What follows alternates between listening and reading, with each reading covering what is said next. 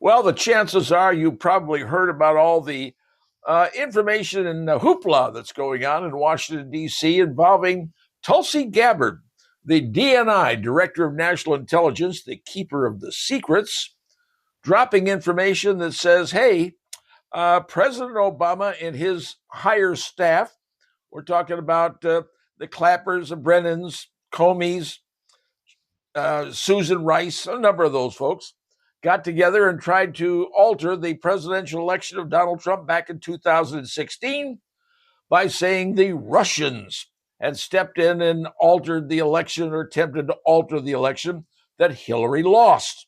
Okay, that's where we are. So last Friday, Tulsi Gabbard dropped the paperwork and said, here's all the paperwork, here's showing exactly what went on. Well, let's just assume that her paperwork's correct. Let's just assume that some whistleblowers come out and say, yes, that's exactly what happened. I was working at the intelligence agency when we were told to change the definition of things, change the results of things, and say that something was going on that wasn't. Okay? Let's assume all that. I've had people say, oh, man, we can finally get him now. We can finally get him now. Get him for treason. Get him for whatever. So I thought, well, I wonder if they can. Now, everybody remembers that Donald Trump was convicted in a court in New York City. Of course, the crime he was charged with was so outrageous, and every attorney that I've talked to and who understands the law says, there's no way. That's completely, totally off the books. Court of Appeals is going to turn that out, throw it out in a moment. It never gets there. Now, the Supreme Court also said that the president is immune from being charged with anything criminal-wise while he's in office doing his duty. Keep those two things in mind a little bit. So I went and take a look up and said, okay, America, what can President Obama be charged with? Brennan, Clapper, Susan Rice, James Comey. What can they actually be charged with? Well, there I looked under what is better known as 18 USC. It's the U.S. Code, Section 18, Section 3282. Now, if you dig down into that, it says that people are immune from being charged after 5 years. That's right. The statute of limitations on virtually all federal crimes, there's a few exceptions, all federal crimes, the statute of limitation is 5 years. Now, what happened? What happened in 2016? So what's that, 9 years ago? So technically, the statute of limitations has run out. You can't charge anybody on that, but there's a couple of exceptions. When you're saying, well, what about treason? Treason! Well, treason doesn't have a statute on it, but the bar is set so high because the founders realized what was going on in England, where they were charging everybody over there who had a political disagreement with a king or whomever with treason. So they set the real high bar. And treason, that's a tough one to prove because you got to show they were going against war of the United States, literally going against the United States, and with an overt act, it says, consists of either levying war against the United States or providing aid and comfort to its enemies. Not sure that you're going to get that one going out. Also, you got to prove intent. And finally, you've got to have two witnesses come forward in the court of law saying, yeah, that person did that. All right? Now, that's really for treason. However, there's a few other crimes that maybe, just maybe, that don't have a statute on them. Murder is one of those, doesn't have a statute. Certain sexual offenses, it doesn't have a statute. But fraudulent activities, okay, that may be an area of potential. Fraudulent activities dealing with things like embezzlement, money laundering, securities fraud, fraudulent activities. So would changing the presidential daily brief and saying the Russians were involved be considered fraudulent activity? I don't know. Because one thing, you got to get a federal jury, a grand jury, to indict someone. And here's the other big thing.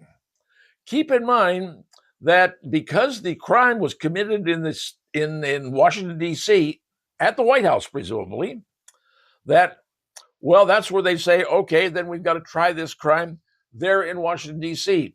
And folks, I'm going to tell you flat out, you ain't going to get a jury to convict any Democrat in Washington, D.C. It ain't going to happen. It just isn't.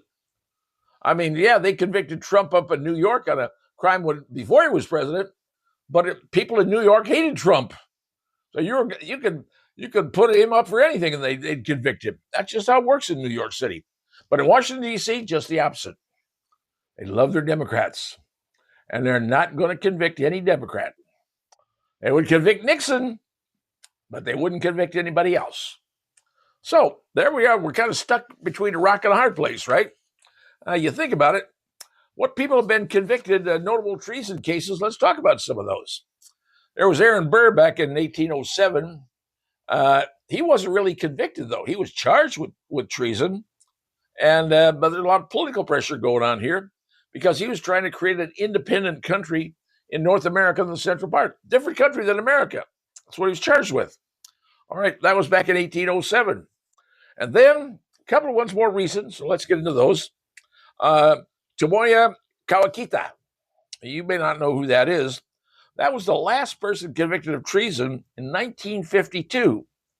Well, it turns out that Tomoya was a Japanese American who was charged with mistreating prisoners in World War II. Now, Tomoya was sentenced to death, but President Eisenhower commuted it to life imprisonment. Said, "Dan, don't do that." Well, ultimately, he was released and deported to Japan. All right, that goes back declared to 1952. One involving Julius and Ethel Rosenberg. They weren't convicted of treason. They were convicted of espionage, giving the atomic secrets to the Russians. Yes, they were executed, but of espionage. There was another one you might want to hear about, was Adam Gadan. Now, this goes to 2006. He was doing propaganda for the Al-Qaeda and creating all that stuff. He never made it to trial because he was killed in a drone attack. So he never really got that far. Now, a couple of ones that caught my attention, you may not know, but I'll tell you about it anyway. There was Mildred Gillers. This was 1949. Mildred Gillers was known as Axis Sally. She was on the radio and talking to the American troops on the German side. So she was saying, hey, American broadcaster working with the Germans, saying, hey, Americans, you're losing. Okay? That was in Germany. She was sentenced to 10 to 30 years and given parole after 12 years. So that was in 1949. And then there was Eva de Quino. This is a classic one. She was Tokyo Rose. Tokyo Rose during World War II. For the Japanese, tell the Americans, you're losing. She was convicted of treason back in 1949. And she ended up serving 6 years in prison. Ultimately, in 1977, President Gerald Ford granted her a full pardon. And because they said she had been unjustly convicted, but those are the particular ones you should know about. I'm telling you all this because I do not believe, okay? I do not believe it is going to be possible to get a grand jury to either bring charges or under the federal statutes at U.S. Code 18, statute of limitations is 5 years, folks. Therefore, I don't believe anybody is going to be charged or convicted of anything. It's all going to be a bad blotch on American history, but they're all going to get away with it. As much as you may dislike it, much as it may bother you, but the law is the law. And the statute of limitations says 5 years, and treason, not sure that one's going to work out. Maybe fraud, but I don't even think that'll work. Just so you understand, it ain't the best news I can tell you, but unfortunately, 18 U.S.C. says 5 years, statute of limitations, and it's been 9 years. Folks, not the best news I can present, but I've got to be honest with you. And now you know what's going on.